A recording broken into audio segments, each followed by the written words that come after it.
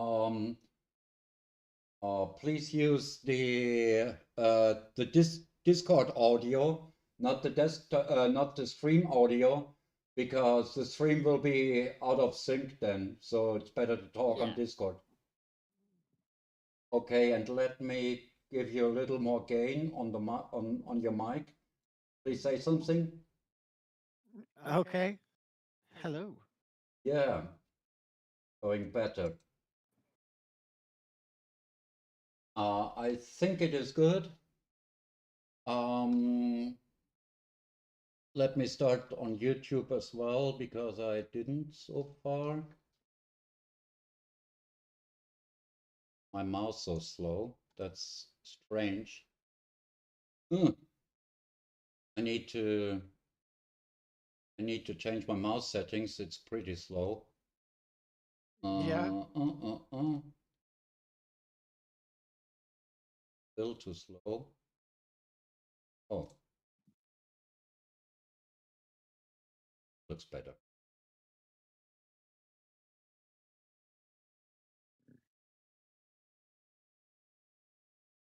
Yeah, that looks pretty nice. Maybe we'll give it a couple of minutes to see whether people catch up with my notifications. Okay. Yeah. So I saw that I was looking a little bit at one of your streams from the other day where you were working with the canvas. You started working with the canvas. I didn't get too far into it, but I didn't get too far into it either. It is, I have, the last game that I coded was in the year 1990. So that's 35 years ago. And that was plain C. And I do not have any experience with Canvas and WebGL and all of these output techniques in JavaScript. That's why I'm especially interested in your framework as well. Maybe I could do something with it. it's a bit. I mean, a bit might be a bit over engineered. I don't defer. I mean, it's. I think that the game that you're. I actually I can hear. I'm hearing feedback from your speakers. It's a bit. It's It's a bit problematic. Can you still hear it? Um, let me see. I think that's better. I think that there might be settings too in Discord that will kind of reduce the background noise too. So if you want to have your speakers up a bit Yeah, more. I think let me check that. I have OBS open here, of course. Um, um, what do I have? Filters. I have some noise gate. I think that it's Noise I think it's gate. fine. Let's say I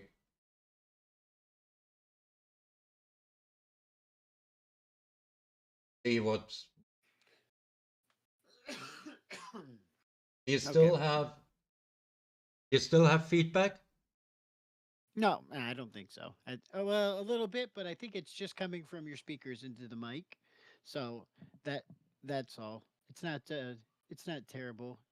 Um, it's infrequent now. So Maybe slow a bit. okay. Okay, test. Yeah, you sound fine. So Okay, that seems to be fine. Seems to be okay. fine. Uh, yeah, I think as far as the system I'm using, the big thing that I wanted to do with my project is implement entity component system, which I mean is it's a nice way to um, build like larger scale games, but it might be overkill for what you're doing. It's the interaction with the canvas is kind of like it's not really that core to my to the engine itself. It's just kind of like it's like I can swap that out with using DOM elements if I wanted to, like what you were doing originally. Yeah.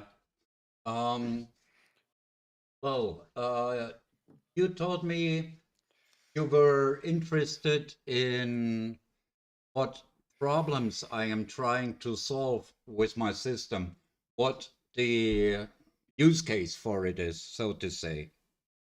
Yeah, what is a micro we could start from the beginning. Um like what is a micro component Okay. and uh how Uh, would one use one? let me start with what you with what problems you have if you use modern frameworks like React, Angular, things like that. Uh, First, you have a giant ecosystem. That is something that you probably do not want to have if you want to just test out something, have a quick solution, do some rapid prototyping, things like that. Okay. Um, Also, with big frameworks, you have the problem that nowadays in your company, uh, lots of people um, require you to be able to do all the AAA frameworks. Like you should best be able to use to do React, Vue.js, and Angular. That's the most common requirements for a job. Also, of course, you only need one at a time in a project. Okay. Okay, that's one thing. On the far other end of development, um, you have vanilla JavaScript. Vanilla JavaScript, um, vanilla JavaScript, of course, doesn't help you with anything. That's why it's just a language. Especially what you do not have is a modularization concept for functionality. So, looking at it from both sides, what would be, I can tell you about the history a bit later, but looking at it from both sides, what would be the best way to go to get results uh, fast, first, and second, uh, get results in a cross framework way. Uh, that is what I was working on for 21 years. And you look like you have a question. It just seems so. What you're trying to say is it feels like your solution is a an unopinionated way to rapidly prototype a project, and you can kind of decide later on if you want to implement a framework. Once you've got the prototype kind of in a working state. Yes, um, that's one of the options. What you can also do is if you have a framework and you want to bring it back to easier handling, like you have a React site and you want to step by step migrate it to a less opinionated technology, then you can do that also with my framework. The way it's being done, I will tell you soon. Um, for now, it's only about the theoretical background that I have. Okay. In the beginning, uh, in the beginning, uh, I started this frameworks. I told you framework or library. Let me let me say it's a library. It's not, it's also a framework, but most of all, it's a library. Okay. I started this in 2004 when a customer called me up and asked me whether I can give him Excel as a web application back in Okay. 2004. And the adventurous guy in me said yes, and I said it aloud to the customer. Now, if you look at the JavaScript scene of that time, uh, of course, there was nothing even remotely resembling application structure. There was almost no modularization. The tool landscape at that time for front end was jQuery, Prototype, MooTools, Hmm. and Dojo. These were the four that were competing for front end. Um, of course, every programmer loves to do his own thing. I started a lot. I started to have a lot discussions with John Rasik. You know him? No. John Rasik is the inventor of jQuery. Right. Right. So I was looking at jQuery. Um, I loved the engine. This was in the beginning. It was much like document query selector and document query selector all, an engine for the DOM, and with functionality to modify the DOM. As easy as that. Right. So I liked that. That was very good. But what I didn't like is that you needed to, that you had no way to kind of modularize your your application. So I parted ways with the jQuery team, and I said the next thing to do is have an application library. And then I thought about how to do it. And I came up with web components. So version one of my framework was a web component framework. I use framework and library interchangeably here. Yeah, so Right. don't mind. What I didn't have was a structure for a more sophisticated application,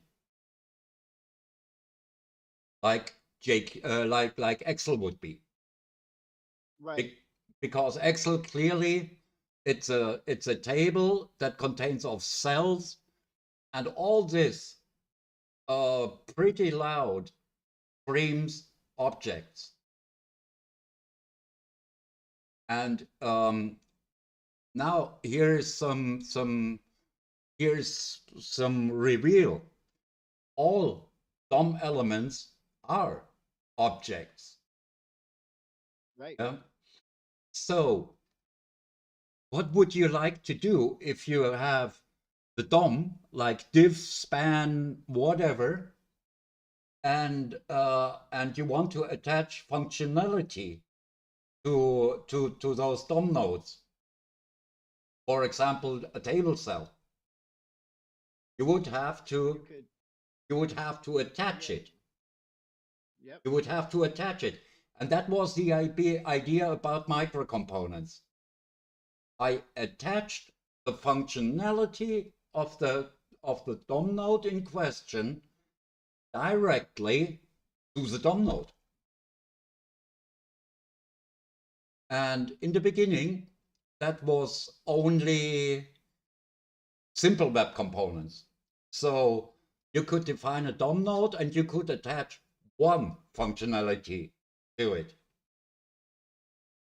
But in the progress of all those rewrites that I had with that library, I found out that I wasn't thinking far enough.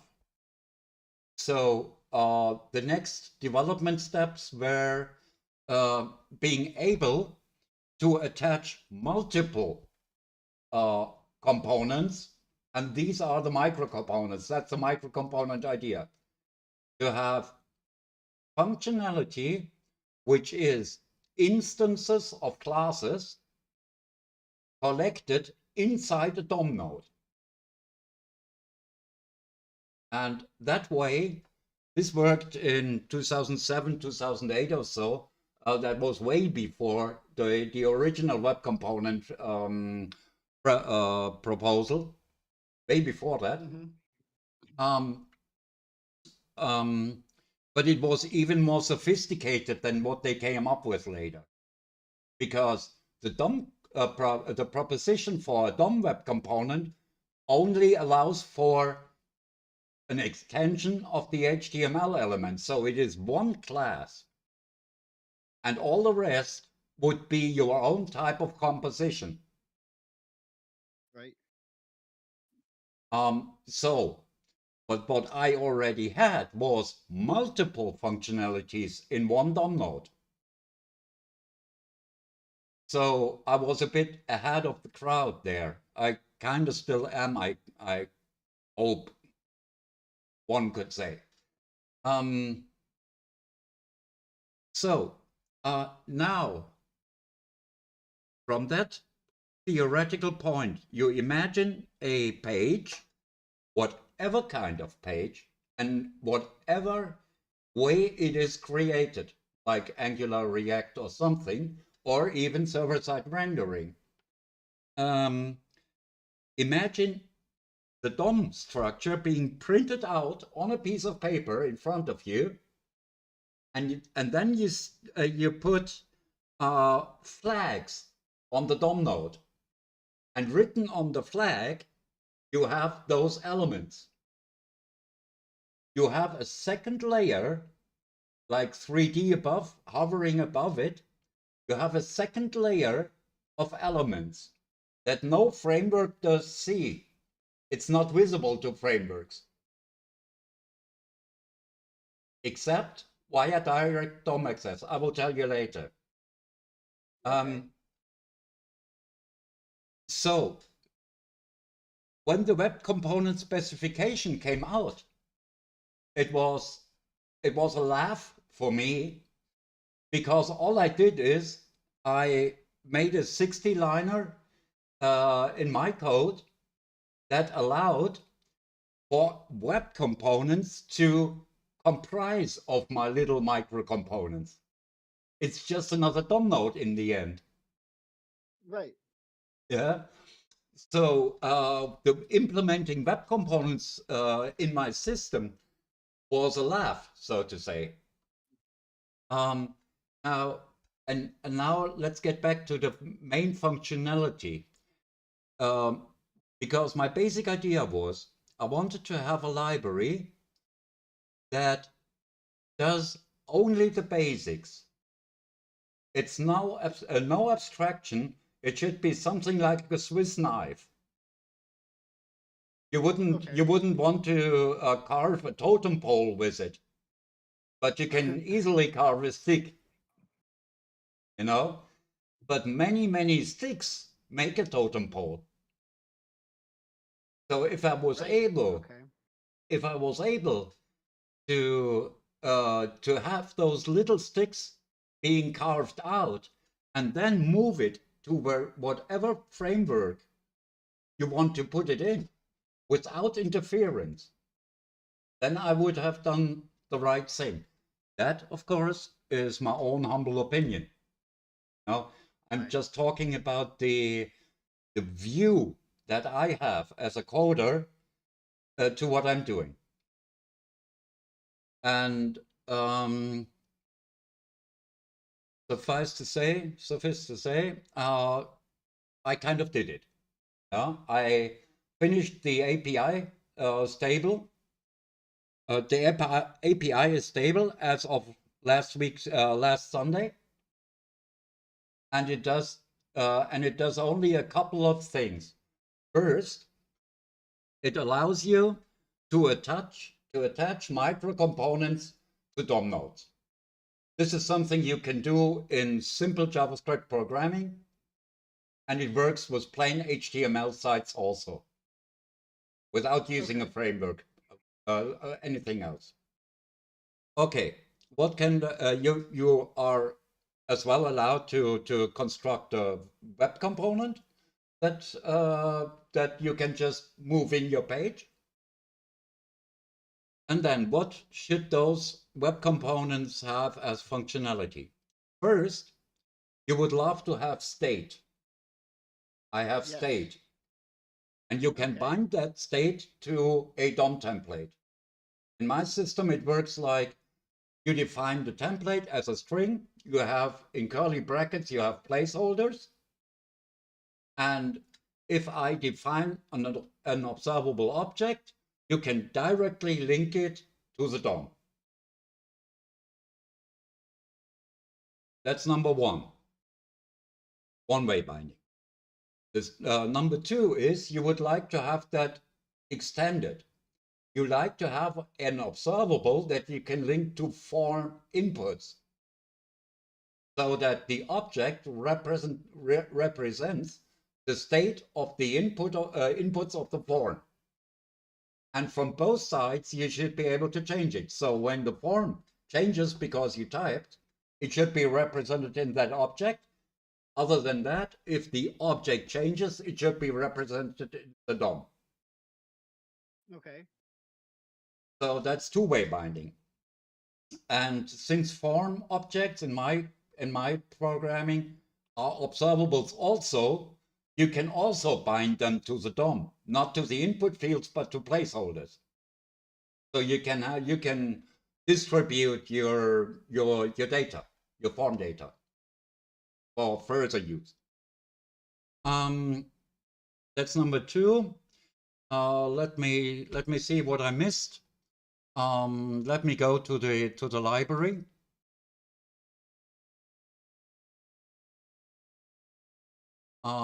That's right here.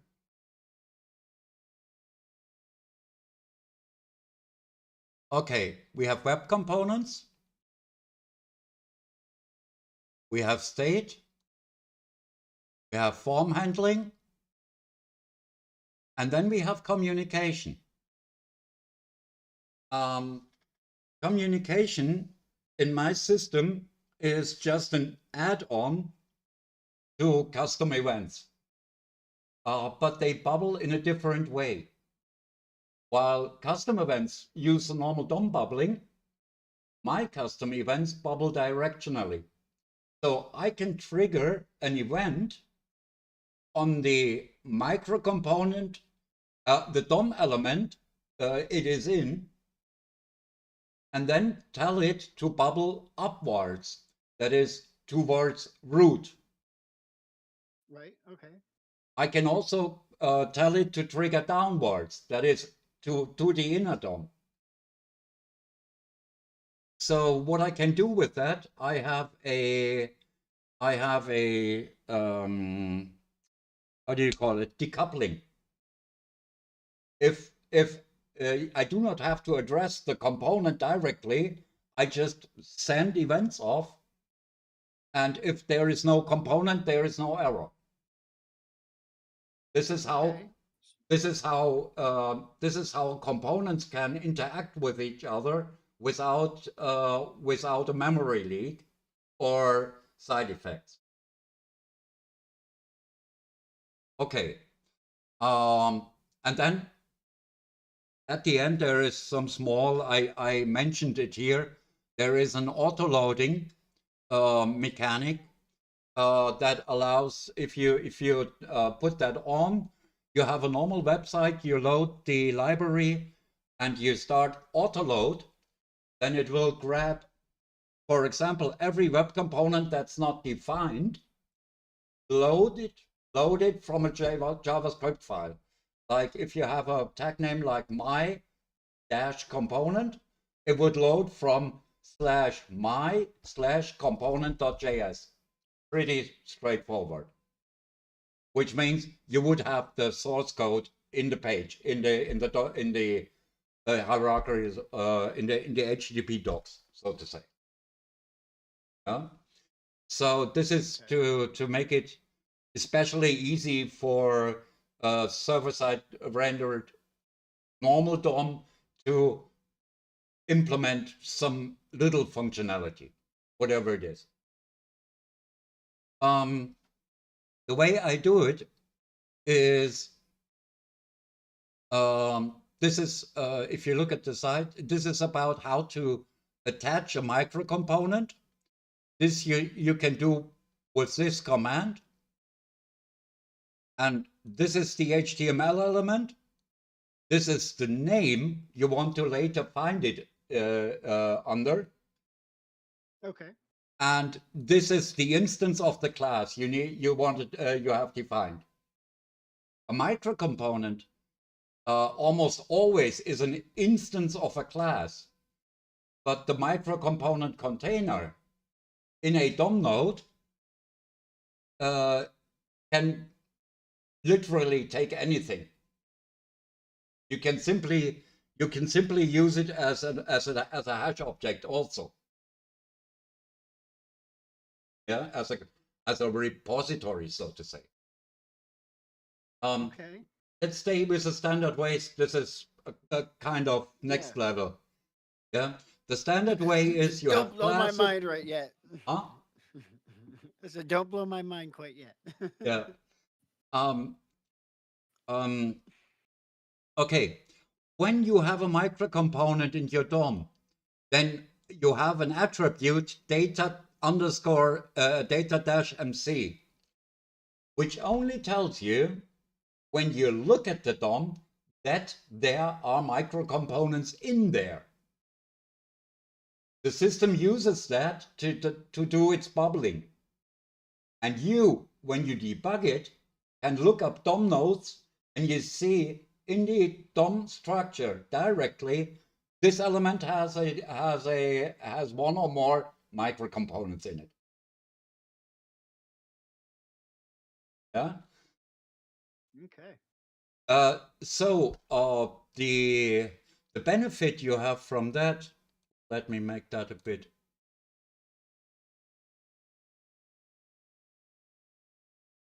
The benefit you have from that, debugging is that easy with my system because you can inspect all of those instances of your functionalities.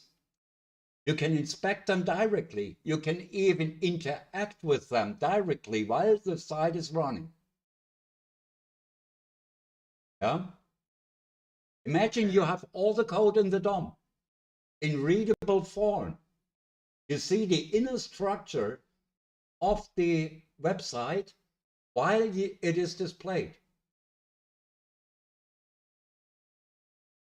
I will show you so you can see. Yes. Okay, let me open. Oh, no, just a second. Put something here. Now that's better. Let me open a browser.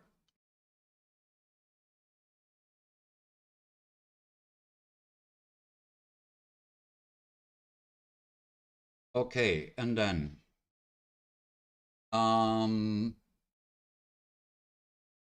need to run the program, of course. Yeah. So what do I want? So I want.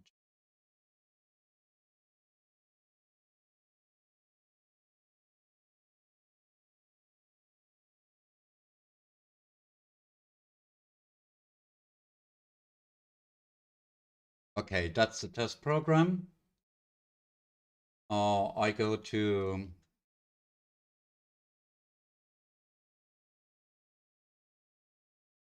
start a server, and I should now be able to look at the test program. By the way, I will give you a link. I will give you a link in chat where you can go to that site directly. Perfect. Just let me do that first.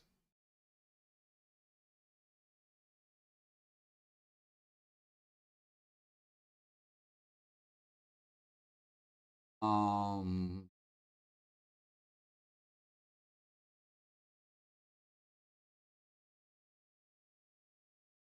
oh, wrong.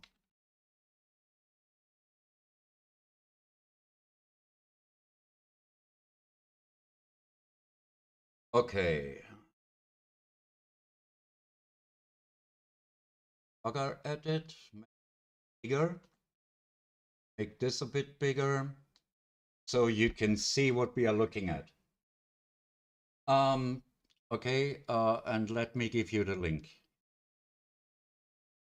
Because localhost won't. Right. Um,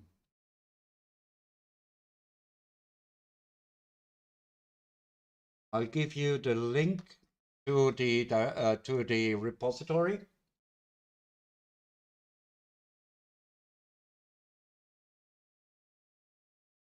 Right here. You should be able to access it. Do you see it? Yeah. If you scroll down a little, there is a link, manual testing, in the status section, pretty much on top. Let me open up chat. First is microcomponents, then there is status. And there is a link named manual testing.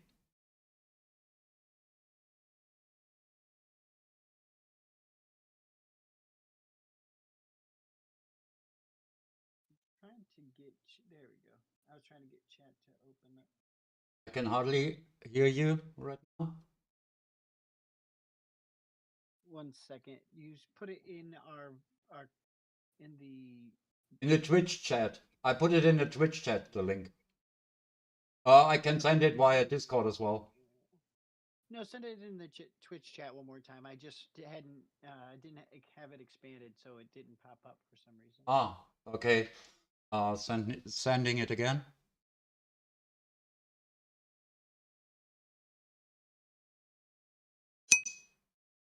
There we go. Okay. All right. So now if you scroll down a little to status, you see manual testing.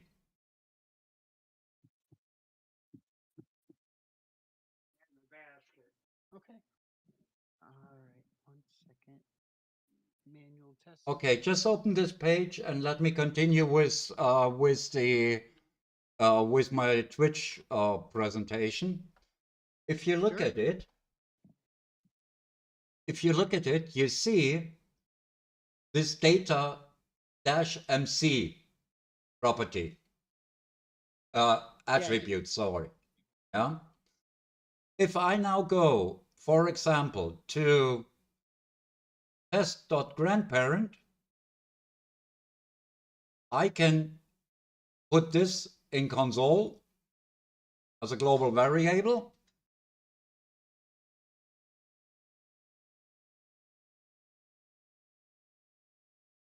So what can I do? I have this tag here.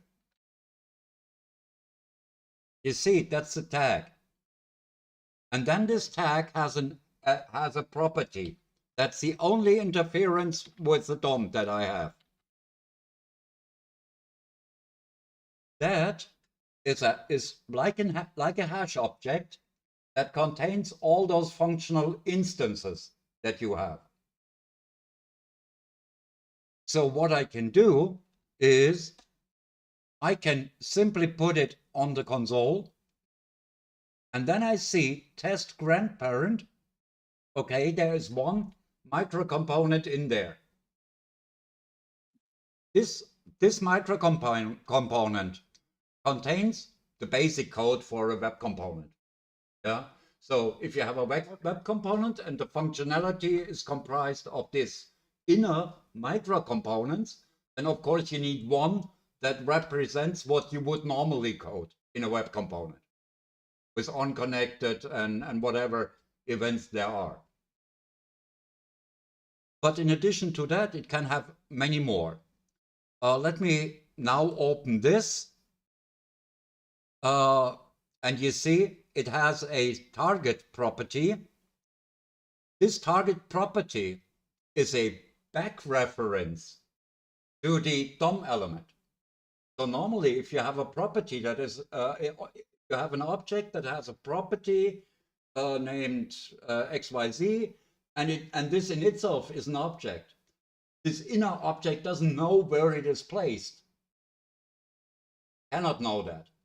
So when you create a web component, you always hand over a microcomponent. You always hand over the target. So the DOM knows that there are microcomponents in there, and you can address them, and the microcomponent knows where the DOM is. So does that mean if you were to expand your target, you would end up being able to recursively just traverse back and forth? Yes. And you would just endlessly open it up? Yeah, of course. But this is without leak, because if you delete it, there is no external reference. So you can delete the DOM node and nothing is hanging, because all the functionality is in the DOM node. And okay. And this way you have no memory leaks by design, except if you do timeouts, things like that, that you should clean off later. No? Right. Okay, so something that's going to trigger at some point, and then that DOM node itself doesn't exist. Whatever anymore. You have, if you have closures with variables to elements that don't exist anymore, yeah, okay. But this is JavaScript knowledge, I figure. Right. This is that's a programmer problem, not a. That's library. A program, not my program, not my right. problem, so to say. Yeah. Okay. So the basic idea is having multiple elements inside one DOM node, and also to be able to do this without web components, only on normal DOM. Let me show you an example with multiple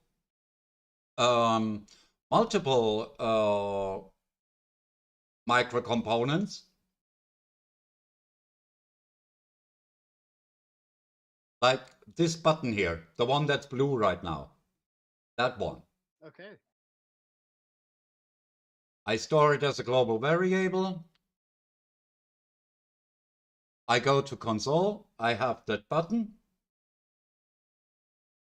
I have temp2 dot underscore MC as always, dot. And now let's see what we have here. We have underscore placeholders, which I do not explain right now.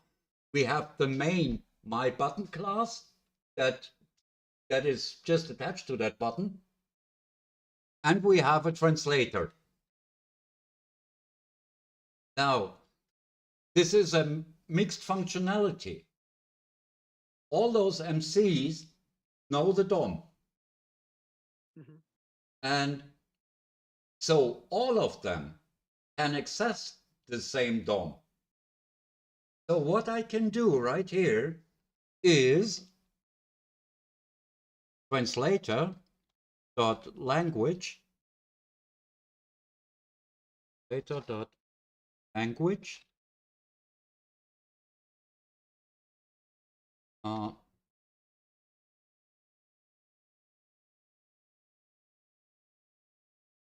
Now you have to look at the button. Right.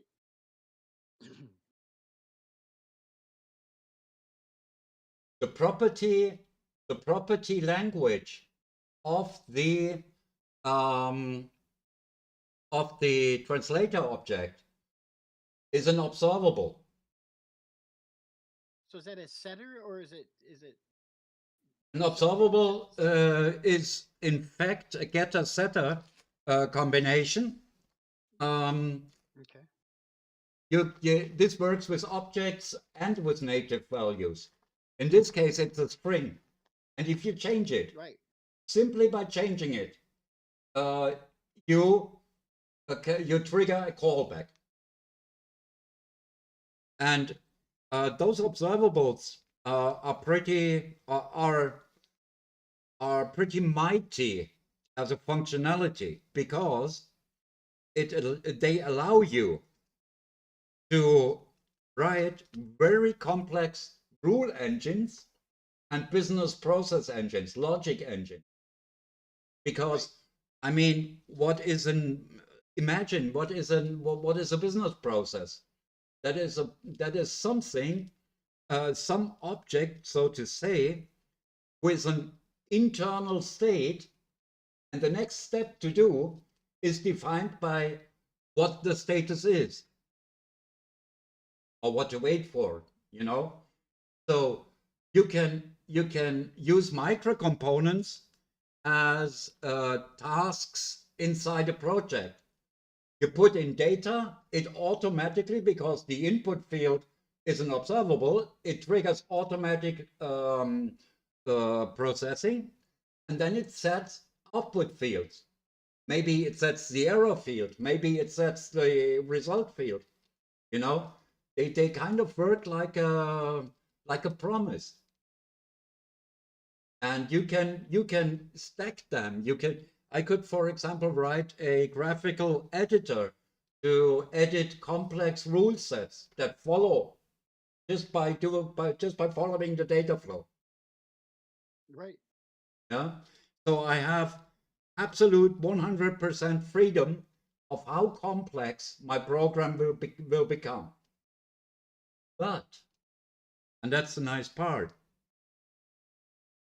the code for it will always stay simple, because those microcomponents are handled as black boxes. They have a defined interface, what goes in, they have a defined output, what comes out. I don't even care what functionality is in there, as long as it works. Mm-hmm. So they are without any context. And now let's, I mean, if you look at that picture, uh, you see what the strength of this system is, because whatever framework you prefer, you can import this library, and you can kind of make a second layer above your framework that your framework doesn't even know, that that executes some functionality and maybe mitigates a problem that you have with your framework. Let me give you an example. Let's think about React. React, I do not know whether the problem still exists, but React had a big problem with re-rendering, with optimizing the re-rendering. When it became too heavy, when the site became too big, it became slow. And the reason for that was that that you had to carry through states through all the objects. And if any one of these changed, the whole tree would be re-rendered. So, and maybe multiple times, by the way. Oh Um, yeah. I so, I'm very familiar with React.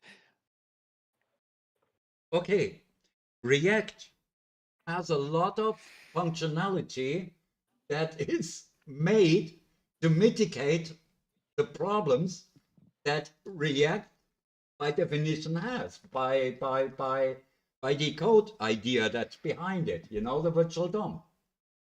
So uh, things like memoize, use memo, sorry, I'm not a React specialist, things like that, you know. These are optimization techniques that you need, because React is a kind of clumsy in parts. Personal opinion. Yes. Yeah. I do not want to Yeah. say anything bad about React. But now, if you step into problems like that in any framework, and your framework doesn't help you, what do? You're completely left out in the open without a You blanket. just go back to solving your problem with vanilla JavaScript. Okay, and this is where my system fits in, because I just attach it. I mean, you have useRef in useRef in React. Okay, if you have useRef, you have a DOM node. If you have a DOM node, you can attach a microcomponent. And if you have several DOM nodes with several microcomponents, they can talk to each other. So you have a functionality that is completely decoupled from your original functionality, but is still able to interact with it. Because of course, if you have a state in React, you can hand it over to a microcomponent. You can crisscross data between the elements. So Does that mean that you can can you hook into your state changes, your observables, to update React state as well? yes, if you have all you have to do is observe it. You create the observable, then you have, for example, this.data. And then you say this.data observe and give it a callback. And that callback, because you defined it in your React code, has access via closure to your state.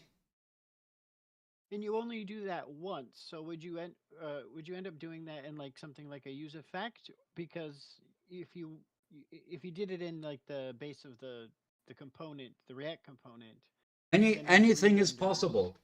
You can use events, then you can handle them once, you can handle them all the time, custom events, you know, and you can deselect them. You can do off, on an event, much like jQuery.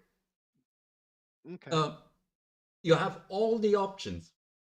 You have all the options, and because in any framework you have your own code with your own closure, your own scope. But since you can include microcomponent code, this scope is absolutely clear.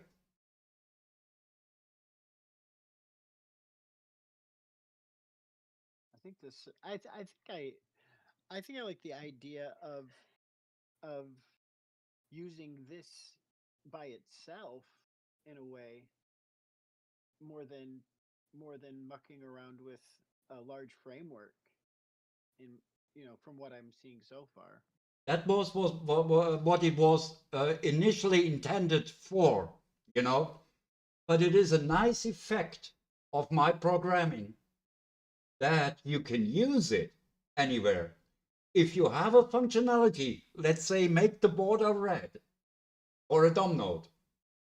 If you have that functionality, you can use it anywhere in any other framework. So, for example, the code that I sent you about this repeatable sequences, if you would like to have that in your game engine, and I want to have it in my system, I write a micro component, repeatable sequence, and you can instantiate it, and then directly get a new sequence all the time. Mm-hmm. Once you have done it, you can use the same component, code identical, in React, in Angular, in Svelte, in Ember, wherever.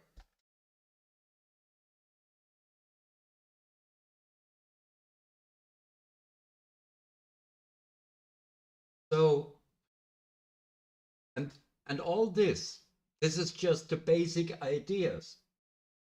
If you think about, if you wrap your head around what I'm doing there, then you stumble upon things that you didn't. I mean, it happens to me that I stumble over functionality in my system that I didn't even think about, but still exists. Right. It's a testament to how unopinionated your code must be. And there's one more thing about it.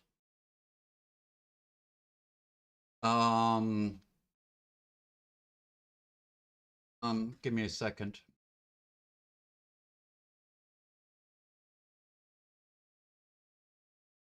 Also on the library page in the GitLab, I have a typedoc reference of the whole thing. Now look at this. This here is all there is. That's the whole library. No more. That was my next question is what's the bundle size? I think it's a bit below 15 kilobytes. I guess I figured a bit below 15 kilobytes, and it's not minified. This is still readable code. Wow.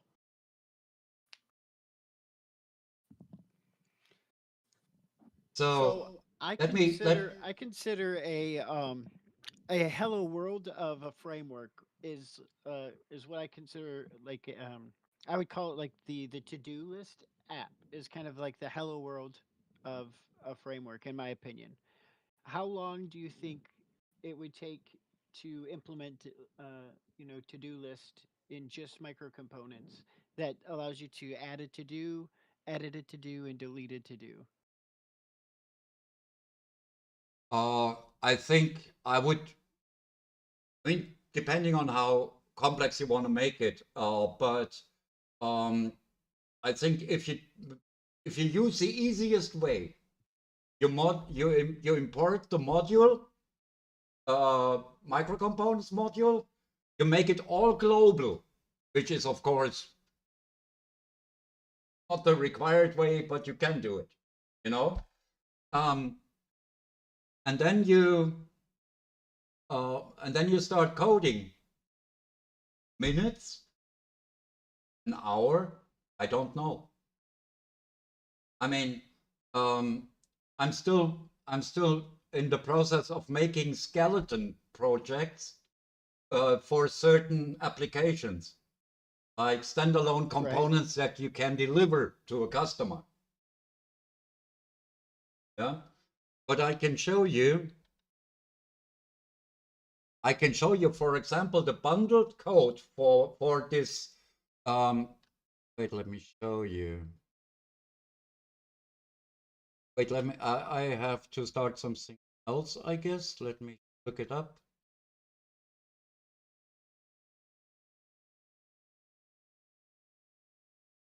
Okay.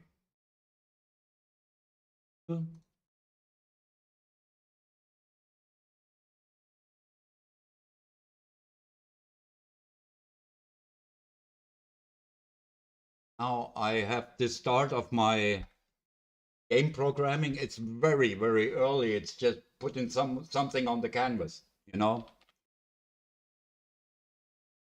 That was the other thing I was going to get to eventually is um, attaching the context um, rendering functionality, right? The context interaction, like how you draw on the canvas. You can attach that directly to the canvas then Yes, of as course. that's pretty awesome. That sounds pretty cool.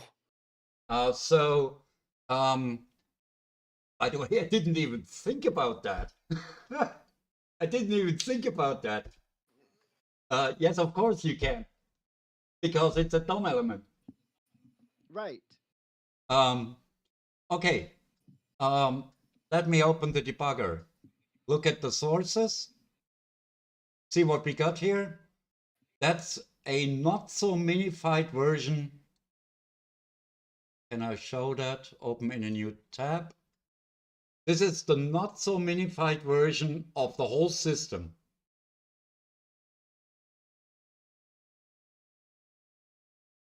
it looks like the only minification of it is removed comments if there are any, and Yeah. uh, uh, Okay, and this already displays a level of this arcanoid here. This already does that. Here you see it a bit better. Oh, I'm sorry.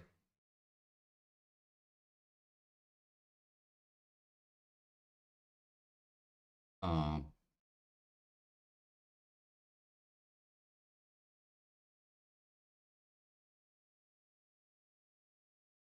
oh, whatever. Um, I was clicking on the wrong.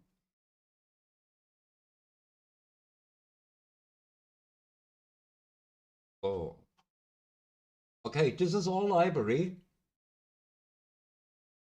and this is the code I have so far. This is the levels. So the library is 500 lines for what I've got, and there is the code for the levels. There is the code for block, withdraw, and constructor, and here is the main game. On connected, it's a web component. On connected, it does all its canvas stuff. Then it calls draw level. This of course shouldn't be in here. There should be a levels a level class, you know, that in turn ingests the level definitions. You know, right, maybe from a text file, another object, something like that. You know, there is so many things you can do with that. It's unbelievable to me. I still stumble over options that I never thought about. Like you said it right away. You know, canvas is canvas. Why not attach it directly to the canvas? right. Well, that's what I assumed you were going. See, I didn't get too far into your stream where you were working on this, and I assumed you were going to be attaching, the functionality of the canvas context 2D to the canvas as like part of the micro component. Yeah, yeah, yeah. Um, this is something I didn't even think about. I could I could write a 2D canvas extender that where I fill in my own functionality, not only the blocks but missing functionality from the canvas Right. without without even changing the original object. So without any side effects to other libraries that use it also. Now, your micro components are attached to to DOM elements. Um, but Yes. you said that's not a necessity. Um, For, I said it the other way around. The basic functionality is that I can attach elements, whatever type. Even I could even attach native values if I wanted to the DOM element. A big problem of the DOM is that you do not have a direct method of attaching data to a DOM element. right. Whatever kind of data that is, whether that's an instance of a class, an observable, a form, well, something like that, you can do it. And this is what my library allows you to do. You can add anything to the DOM, even using plain JavaScript. It all it does, it gives you that repository, that underscore MC property, where you can put in anything.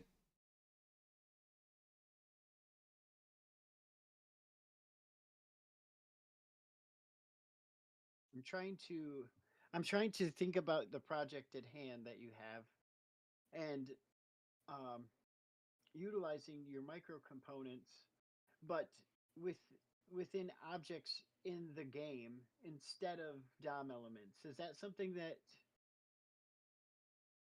that the microcomponent could solve is, you know how you manage state and all that within the microcomponents. Uh, rephrase, what do you want to do? What do you want the functionality to be? So let's say your block that's in your game that you hit. Yes. Could that itself be a microcomponent, Yes, of even course. though it's not a DOM element? Yes, of course, it can. So in that way, you could create you could create microcomponents and and harness all the functionality of your library, but Yes, those are actually acting on um, objects of the game and not anything to do with the DOM at all, except yes, for the fact they're attached to the canvas. yes, of That course. sounds really cool. That was my first approach. My first approach was to have that level as DOM elements, you know. But then I found out that doing animations on them. First, I wanted to do CSS animations on them, but for example, moving the ball that you have to play with, like here, you know, moving the ball and the paddle. This requires complete re-rendering, and this goes at a horrible cost regarding the frame times. So on my computer, it was stuttering even with a 0 millisecond delay. That's why I pretty fast moved on to the canvas. Yeah, Okay. yeah. When I first started doing things like trying to make games in the browser, that's exactly what I did. I created HTML elements, and I was using absolute positions in margins and things Yeah. like that. So It's it's unbelievably bad. I mean, but I needed to see it to go to the next step. I mean, I could have started with Canvas two-dimensional, but I wanted to see how bad it is before. So, for right, example, well, because your game is very simple, and if you can get away with doing it in the DOM with the DOM tree and all that, then I could see that being a perfectly viable solution. But you had to recognize that it wasn't going to perform well yeah, that's before. something that I told my father, and he wasn't happy about it.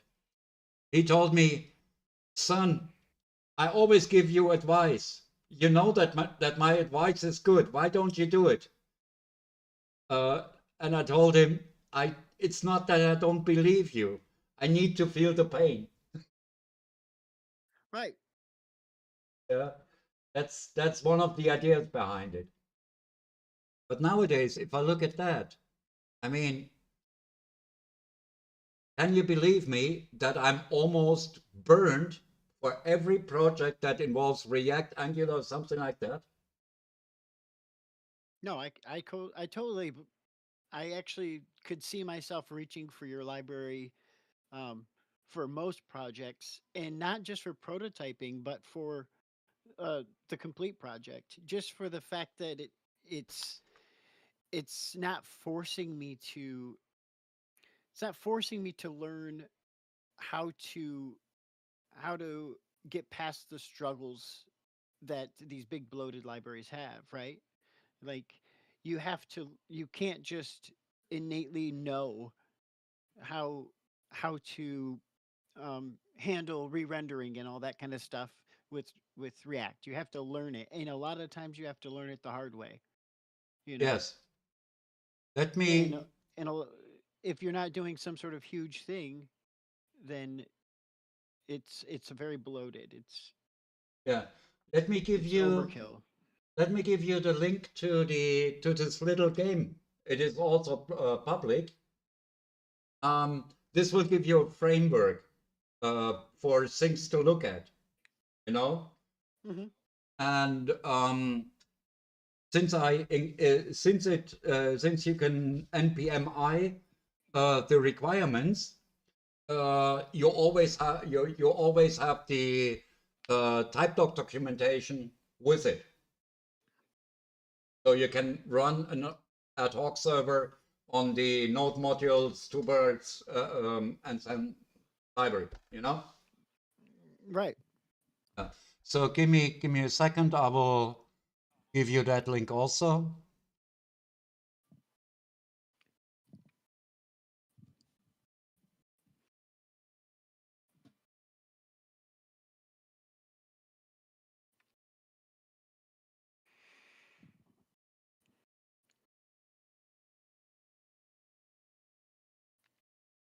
I think I do not have to tell you about npmi because I do not have a lot of links in there or description. I just started it, as I said.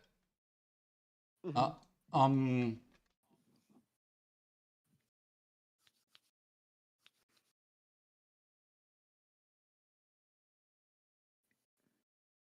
Here you have it. That's the game. You can start, so to Okay. say, with that game, and from looking at the assets directory, you see the HTML, Yep. and in the source path you see the source code. So you can git clone that. You can even follow the. You can use it. You can use it for yourself to try and test something. If you look at the code, I think you are doing that now. You Yeah. can ask. Yeah, I'll just let you uh, have a glance at it. By the way, being German, I need to hydrate myself. And you know how Germans hydrate? How do they do that? Beer.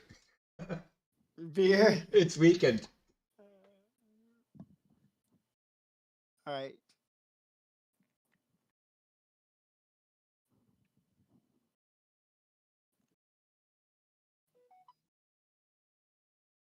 You cannot imagine how happy I was that this is basically done from the Yeah. libraries I. side. There were, during that 20 years, there were so many nights that I couldn't sleep because I didn't solve a problem. Now, now it's done. That's unbelievable. It's still unbelievable to me. I sleep so well. Yeah. Yeah. Well, now the key is you need to you need to uh, use it in projects, and um, you need to show people how what you did like today, and you need to have some place for people to learn about it and see it in action. Mm, I have an enterprise, a multi-container enterprise solution for editing the Swiss construction service catalog. That is 50 million records. This allows for everything from digging tunnels to building houses, with everything that's required for that. I wrote this Wow. for 2.5 years, and it was a failed startup, never got anywhere. But the code still exists. Unfortunately, it's the old framework, two words version 8. And so I would have to refactor it completely, which is a good idea, I have to say, which is a very good idea to do. Um, Hmm. but the whole application, being able to batch edit a 17 level tree. 17 levels. Imagine that on one screen. Um, and controlled in a very good way. Um, this whole application, I figure, I'm not sure about it, but I think it is around 250 kilobytes with the library. Wow. And this Oh, is the wow. old library that was much bigger, that was 35 kilobytes. Packed.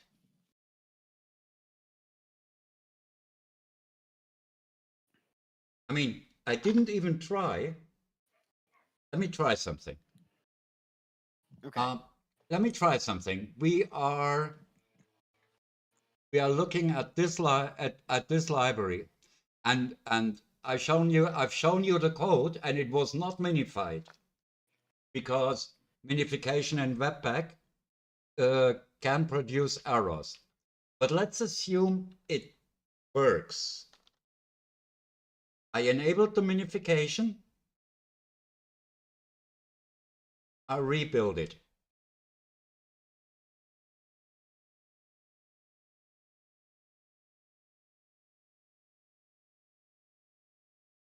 And now let's have a look at the result.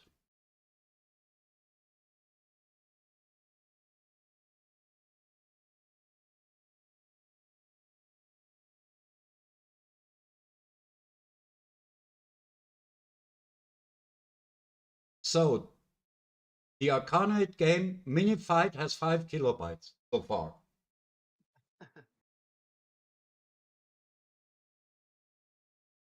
5 kilobytes. 5 kilobytes. Let's see whether it works. Maybe it doesn't work because the minification broke again. But if we are lucky, let's see.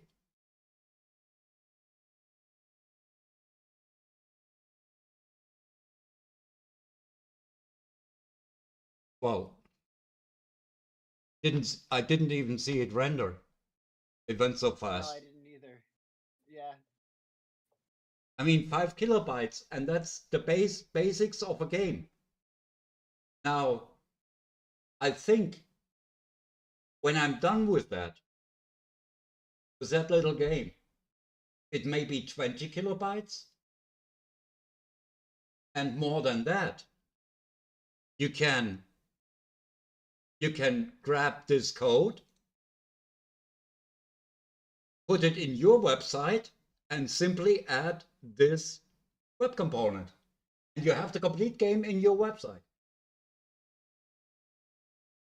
without external references. I could do all the images as base 64, you know. I can Well, you could even compose your you could even get rid of images altogether and just construct them with the the context rendering yeah, 2D methods, draw rect and all that. yeah. That's what I'm doing right now. Let's see what it leads me to, you know.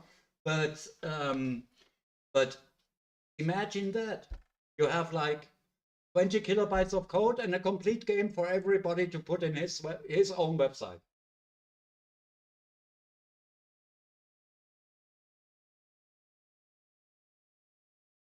What is React bundle size right now? Let's see. I think 1.5 megabytes for the boilerplate. Maybe they, if they are good, they have optimized it. But I think it's you will always end up at 1.5 megabyte at least. Yeah. Well, and that's the other thing too is um the speed is super important anymore. People really want, they want load times to be fast, and that's the big problem. Is It it, if you it if it doesn't require React because your application doesn't need all that functionality,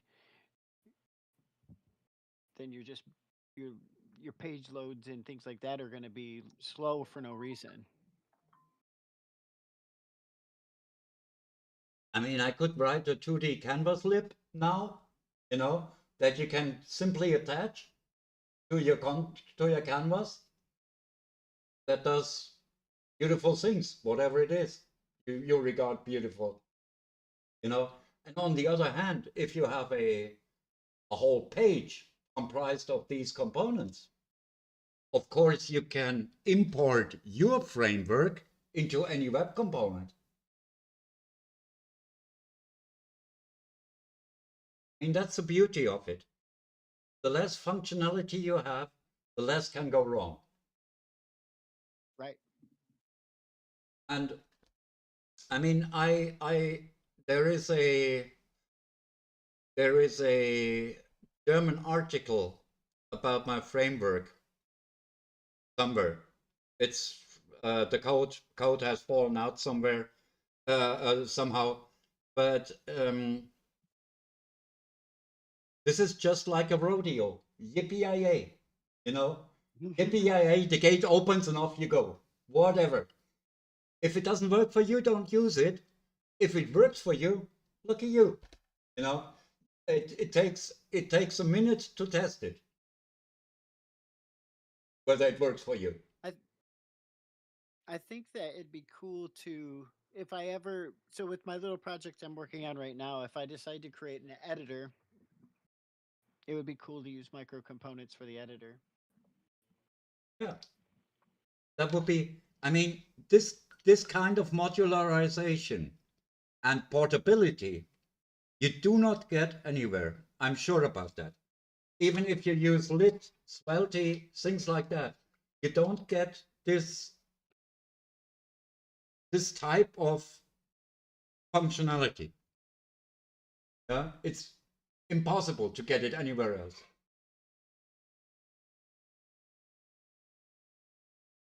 Well, that's pretty awesome so far. I think that I think I'll probably on my own time I'll explore and try to, like I said, I think I'd probably try to write a to do list app because that's kind of the for me that's that hello world of application development Yes, because it's such a simple concept, um, but it can grow in complexity as far as you want to take it. But it's simple, something that should I should be able to write something like a to do list app, very simple one, in a matter of 25-30 minutes. Um, and I think with your framework that shouldn't be an issue at all to get something like that done in the same amount of time with a lot less bloat than trying to do the that's same what thing I in React. expect. But of course, you need to get accustomed to what it works like, what it feels like. You know, you need to get a bit of finger muscle memory for that. But once you have done the first component that has kind of all the functionality, um, I mean, just the to-do app, it has observables, it has form elements, it has microcomponents, then of course. So you have already spanned 90% of what my library can do. Well, that's yeah, that's kind of the beauty of a to-do list app, and why I feel that it's the hello world of app development is you get to cover a lot of the core functionality of creating some sort of interactive application without the complexities of all the logic that applications tend to have. It's very simple logic. I want a list of to-dos and I need to be able to add and remove and edit, and edit isn't even a requirement. So you just the ability to add and remove uh, items is kind of the core, the core of a to-do list app. And if you can get that done, and it looks like it could be done in a very minimal amount of code with your framework, which is really cool. What I would like to see, or what would be really nice, is maybe that's versus stream. You know, I mean, Yeah, that's a stream that you could do. yeah, I think I might end up doing something like that. I will familiarize myself a bit more with the library so I'm not fumbling around with it on stream. But yeah, definitely implementing uh, the to-do list, I think what I would end up doing is implementing it twice. One in React and one with micro components, and kind of go over the differences, the strengths and weaknesses of either one of them. I do not think you have to implement the React part of it, because there is this to-do MVC project that already has the to-do app in React ready. Yeah. It would be more of like a um like the idea of it is to build it yourself in and experience The the difficulties um you the run into. difficulties of right, and and seeing like the the simple struggles of React, such as the re-rendering, right? A naive approach, um, and one of the problems that you were talking about is re-rendering the entire DOM essentially, just because state changes, right? So you go to, let's say you go to add a to do, and you start typing in an input box. Every time you type a letter, it re-renders the entire DOM if you don't do it right. Yeah, that's of course, that's my library doesn't re-render the whole DOM. If you have placeholders anywhere, only these placeholders are re-rendered. Right. And that's one thing that's very intriguing to me, right? That's really cool. To not have to worry about it is is a very big strength, and almost a worthy enough strength to cause someone to want to use micro components over React just because of that, right? Just because it's like I don't have to understand how to create context, use context, pass, import it, and maybe make my own hooks and in any of those kind of things that you end up doing all the time with But React just to nothing make of it this is more necessary pleasant. here. Yeah, that sounds awesome. I mean, to me, of course, it would be absolutely fantastic if you would be willing to try that out. Um, maybe I think I'll be sitting watching that stream with burning fingers to tell you what to do. Right. And figure, you know what? You see me do a lot of things wrong, but uh, that's the cool thing about playing around with a new library is learning it and discovering on your own sometimes the the power or the better ways to do things. Um, it's taken me a long time with React to kind of fully understand it. And one of the big things that I did to better understand React is I rewrote the basic functionality of React myself at one point. Yeah. You You know, only handling need a big state. library to rewrite it completely. Yeah. Yeah. Uh, that sounds nice. But I'm really really happy that you have the interest to try it all out and even stream your experience with it, because that's the one thing that I can't have. I know my library. I know that it is fast and thing, that it has a certain plus to it, but I'm not every other user. I do not know how it feels to other people. Right.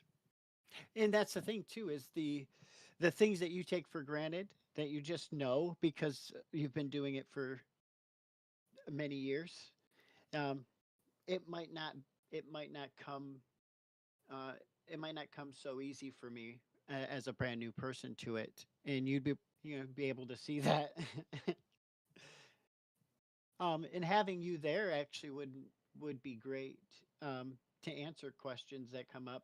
I have to be there because the .md file documentation is a bit outdated, and as you go through it, you know, I would in parallel, improve the documentation to be more concise, readable, based on your feedback, so to say. So I would, in parallel, work on the documentation to fix the stuff that you didn't get from it. Right. This is just like, to me, if you would do that, that is just like co-working in my system, because from you I get the input what to make better. Yeah, I think that would be pretty fun. Um, Now I don't claim to be a fast learner, so that's why I say I'd probably take time off stream to familiarize myself with stuff and get a general idea, and then on stream try to take what I learned off stream and apply it live. Mm, yeah. By the way, somebody else is here, I guess. Um, if hello, unknown person. If you have questions, just put them in the chat.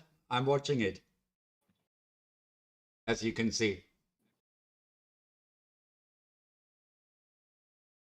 Yeah, but I have to be honest. Or I want to be honest. That's the most positive first reaction I got. Most people, except for those that know what I'm working on, most people um, are so stuck in their abstraction thinking that they have difficulties getting back to the basics. You know what I mean? Right. Well, my thing is um, I've familiarized myself with React, but it's taken me a while, and from that I understand how overkill it can really be for stuff, and how it, like, taking best practices that I've had to learn over time is just time consuming, and taking away from me actually getting something to work the way I want.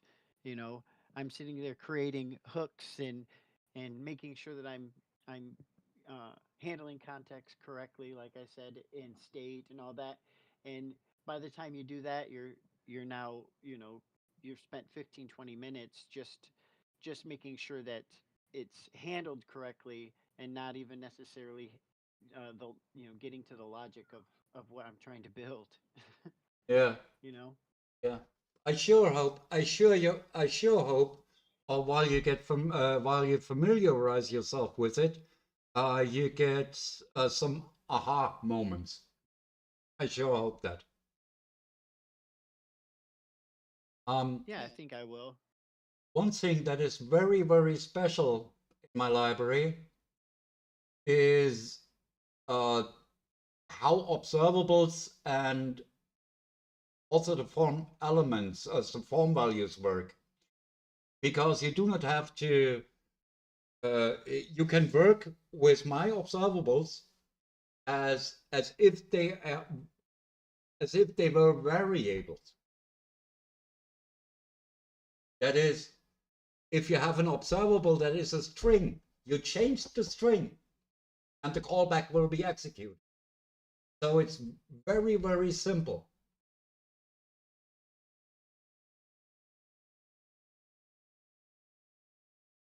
You do not have use state and set state or something like that. You define any property as observable, and then you can attach callbacks to it. That's it. That's all of it. Or you can bind it to the DOM placeholder. DOM placeholders, by the way, Okay. can be um, multi-level, like language dot click me text. No, the thing that I've Hmm. shown you before. So it doesn't matter whether you change the whole object or just a property in there. It will grasp that the object has changed.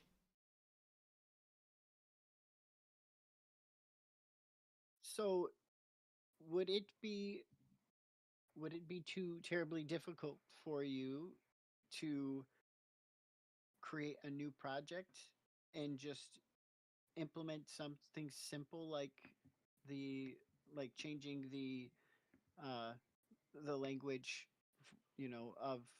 of a button like you did in your sample project? You already have that.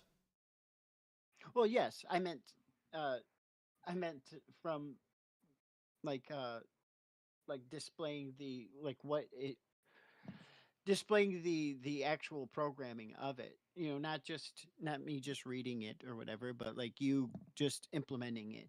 Is Yeah, it as I true said, that it's you would already code very implemented. Let me show you. If you go to the library, it has this test page, and there is the button in there, which has exactly that functionality. Okay? So okay?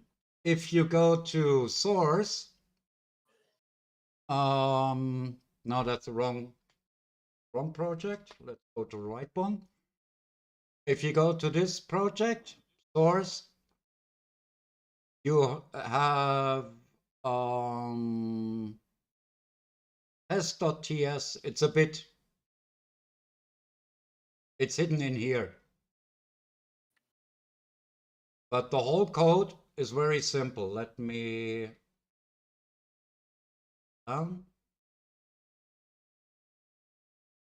okay, that's the translator.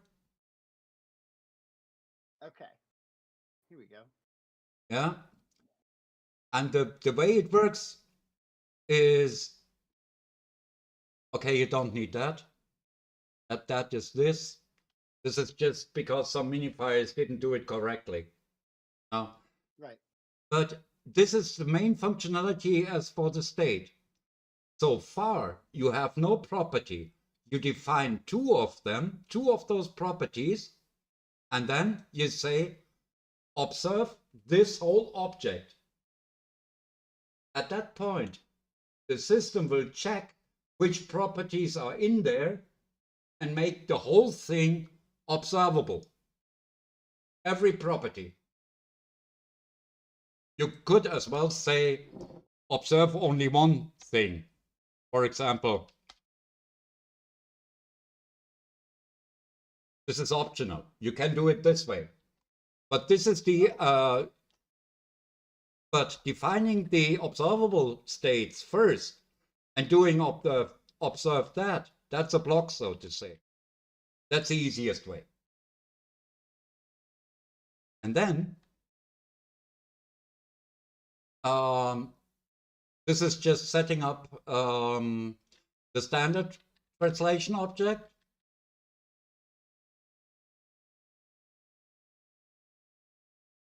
You hand over the translatable, the translation over here in the constructor, and then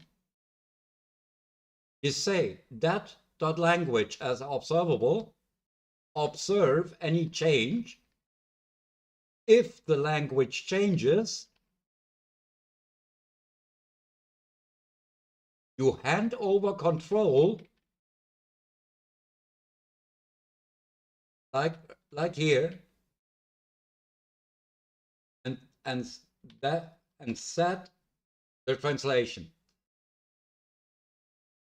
And like here, translation isn't observable. You can bind it. You can bind it to the target HTML, the inner HTML, which in turn does the translation automatically. Okay. So, and then to initialize it, you say do it once. That is, notify just says do the callbacks. Okay, and that's the translation functionality, a microcomponent, and it has 30 lines of code, 34. And then how to use it is very easy. For example, this is for the button, the click counter. You observe this data, which is the DOM. You observe that. Then you add a translator object to the same DOM element. And you hand over your translatable data.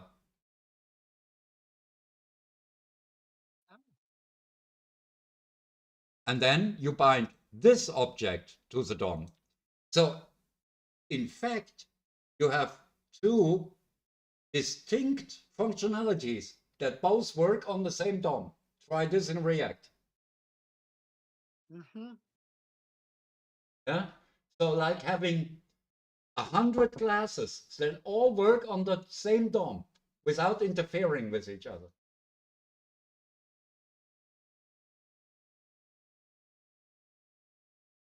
That's about it. So here is a onClick function that only does some class handling. That's about it. Right here, I declare a function, make button.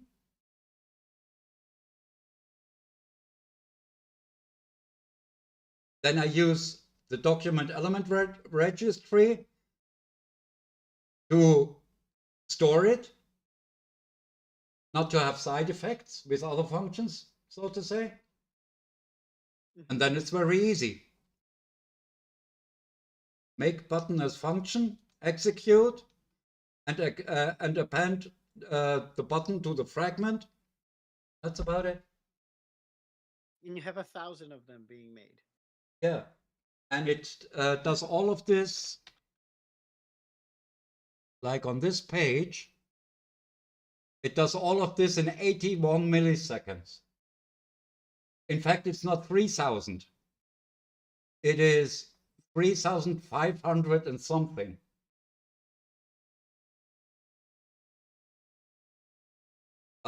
Because there are system microcomponents for the placeholders in the DOM.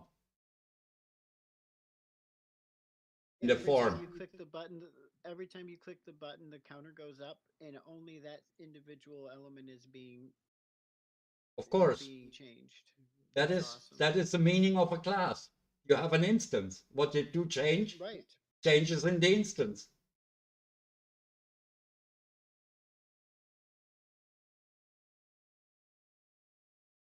And there's no shadow DOM in this. Unless you do it. Right. If you want to use the shadow DOM, you can use it, of course. I do that extensively because from my perspective, a website is comprised of a header, a footer, a content, a navbar, things like that. And these are the elements I want to see. I want to open them, and then I want to see what's in them. What I want to see is web components, not DOM components, not div, span, or something like that. I want my page, if I look at this in the Elements browser, I want it to be as concise as possible. I mean, if I roll it up here and I look at that, I know exactly what to look for. Yeah. To me, a site, if you want to use it as a framework, a site is comprised of web components. There is no more DOM in there. Usually you use the shadow DOM, shadow root to put in your HTML, to have some design. And also your templating and your CSS that is special to that element. You put it in there. That's it. What you want to see from a website, my system, is only the web components, so to say.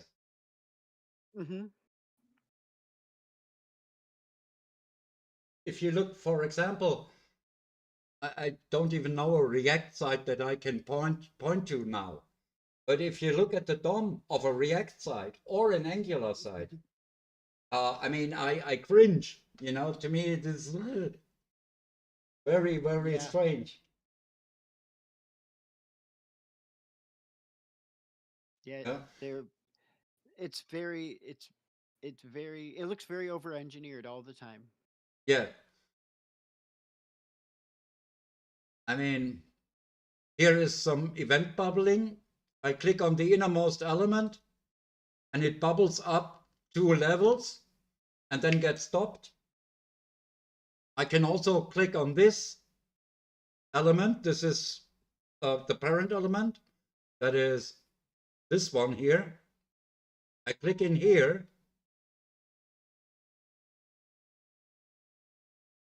It executes the uphandler of the parent, then the grandparent, which is the outer shell uphandler. In this uphandler of the grandparent, it bounces back because I said so. Make a new event, and then it bubbles inside the DOM. I can even change that right now, right here in the console. Because I can pick the first element and say, you do not, you do stop the down handler. And then, Okay. yeah, I can do it right now because I have all the options. You know, like, let's do it without my change. I click on the topmost element. And let's say I want to cancel only for this object, the down handler. Then of course, there would be no more spreading from this point, inwards. So what I can do is, oh, I hope I can write it now. I get it right away. Document dot query selector.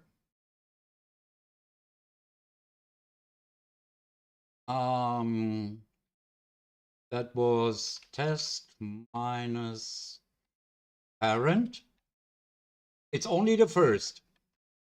Underscore MC underscore on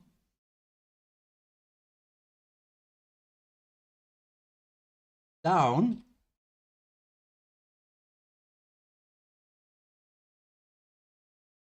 EV.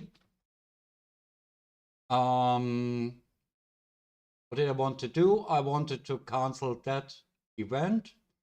That is EV dot detail dot control dot stop. I hope it works. I have another handler. I've attached another custom event handler to this DOM element. When this gets the down, it will be stopped. What is the result if I click on that or on this here? Look at that. 5 times the down handler of the parent. These are these 5 elements here. Right. It's been called 5 times, but it only bubbled in 4 times. I mean, each of that has 5 inner elements. But since I stopped it from 1, only 20 of those have been called. You see, Right. I can work on a website.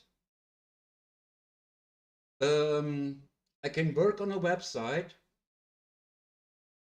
without having, just by being able to do everything.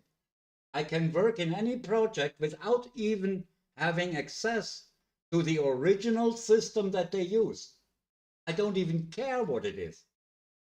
Right. Okay. Yeah. All I need is access to that special page where I should attach functionality. I can do that. I can test it. I do not need their access. I do not need the development system. I can work on their website as it is. I mean, that's something. You could attach your library in here, and then you could create micro components all in the console on a page. You could Right? basically build something right in the console without ever even needing an editor, and you Right. could test out functionality, and then the only difference is you hit refresh, it's all gone, but you never even needed to write anything in the first place in the editor. You just imported your library and went to town and started prototyping. Yeah. I mean, this Arcanoid project, it does the complete code bundling, including the library. So all you have to do is keep that open, copy paste the code in the console here. See? That's something. I mean, That is pretty cool.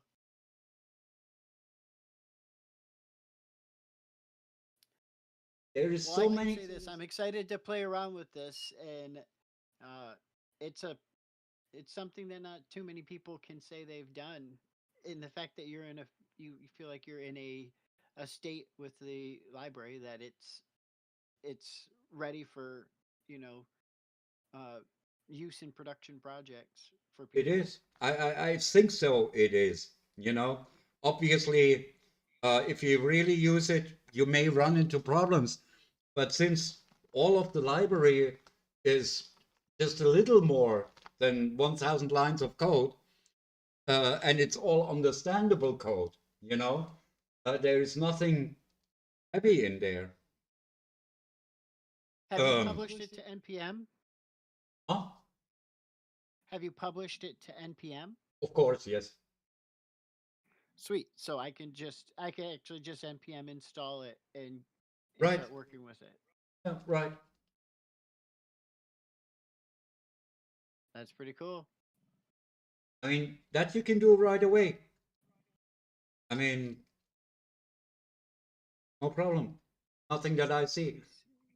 Maybe I mean, since I'm not you, your mileage may vary, but I'm absolutely happy that you try it. And if you run into problems, I will be there right away. I'll be taking a flight. I'll hop on a flight. No, haven't been to Michigan for a long time. I mean, you see what I mean. It's as valuable to me as it may become for you.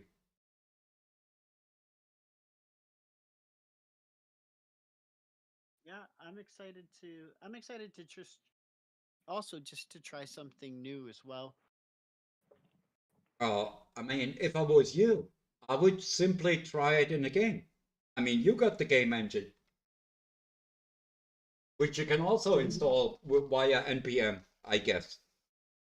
So why not have functional objects? Why not have a MMORPG or something like that? Right.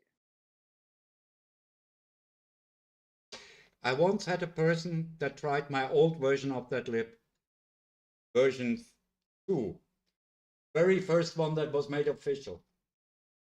And he approached me. He said, "Oh, well, Frank, I need to do something in JavaScript. I have no idea how to do it. Can you help me?"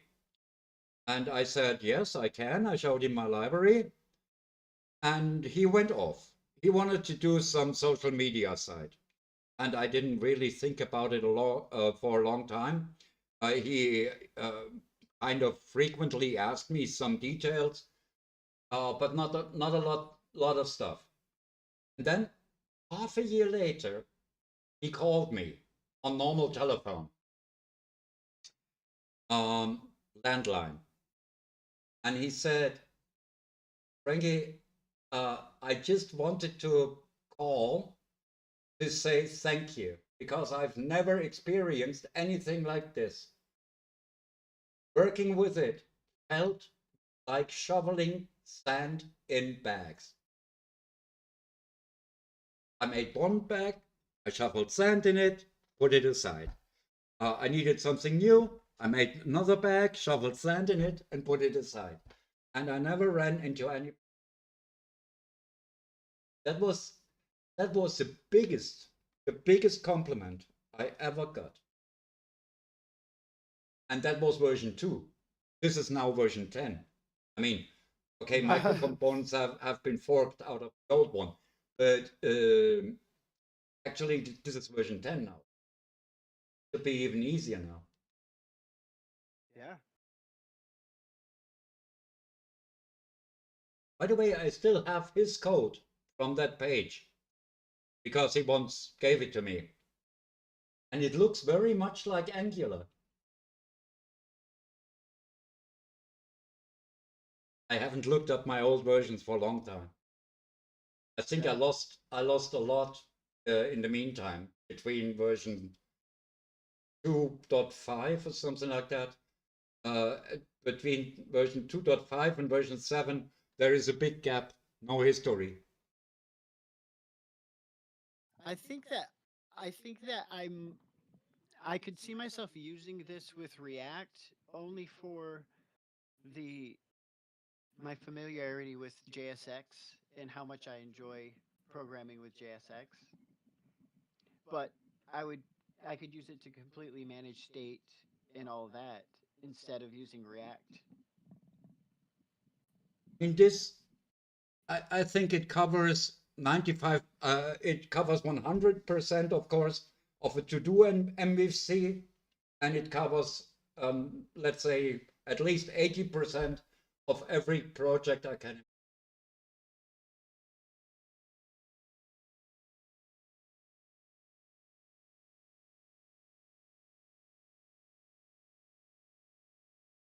I'm looking Well, I forward to think I'm you going trying this. to yeah, I'm gonna npm install it and try it out. It looks like you published a new version a day ago. Yeah, I'm doing a lot on documentation now. Um, so and if Arcanoid shows me that something's broken, I'm obviously repairing it right away. But I haven't touched a lot of things. How's Oh, the TypeScript going with it? well, my programming is TypeScript. So if you look at Yeah, the, I noticed it. so you can go to any detail. I know that you are better in TypeScript than I am, but you can be, you will surely produce even better code than I do. Oh, I'm I'm I'm 100% self-taught, and I don't find myself to be that grand of a programmer, to be honest. But Yeah, but you have done something. That's a kind of understatement. Game engine is not nothing. Nothing to sneeze at. I've been I've been doing I've been doing things like this. I have so many incomplete projects, and that's one thing that that I hope you understand how big of an accomplishment it is that you can say that you have something that um, you know for all intents and purposes is completed. It does what you want it to do. Whether or not you find optimizations and changes in the future or not, at this point you feel like you've completed it, and that's something to be super proud of. I am. I have to admit, I'm pretty proud of that. When I when I had done this, I went out to my favorite bar, didn't even look who was in there, and rang the bell. Drinks for everybody. And since those people know me have been knew me for a long time, they had to they had to stand through the times when I told them about my coding problems, which nobody was ever interested in. They were all happy with me. Yeah. Also, they knew that I had my heart attached to that. Pretty expensive evening that was. I bet. But I loved it. I loved it. Yeah. So, anyway, for everybody that may see that later, this is my guest, Coding Butter. You will find him in streams as well. Can you add your link, your Twitch link, so that people can Yeah. look up yours?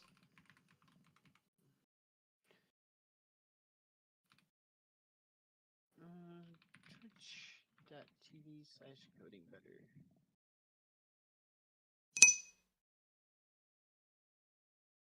Yeah, thank you. So, uh, turning on my official tone, I'm very happy about the talk we had. I thank you that you found time to be my guest, and I hope it was worth it for you. And so for now, I wish you a very, very nice weekend. Hey, thanks so much. I'll probably stream a little bit later too. Look forward to chatting with you in future streams, and I'll let you know how my initial impressions go. Yes.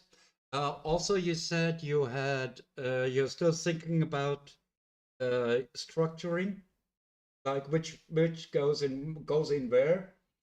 Maybe we can Yeah, have a talk about that. So, making your library the theme of a talk, that would be very nice. Also, I would love to try it out. yeah, yeah. Especially if I can kind of get the restructure to some things to make more sense, and I think that'd be pretty cool. We definitely could do that. Okay, great. This this this looks and sounds very promising. So for Yes. now, I would like to say goodbye. Everybody else have a nice weekend, and you also, of course. Um, and let's meet next time. Sure. You have a great day, Frank. Yeah, you too. Bye bye. Bye.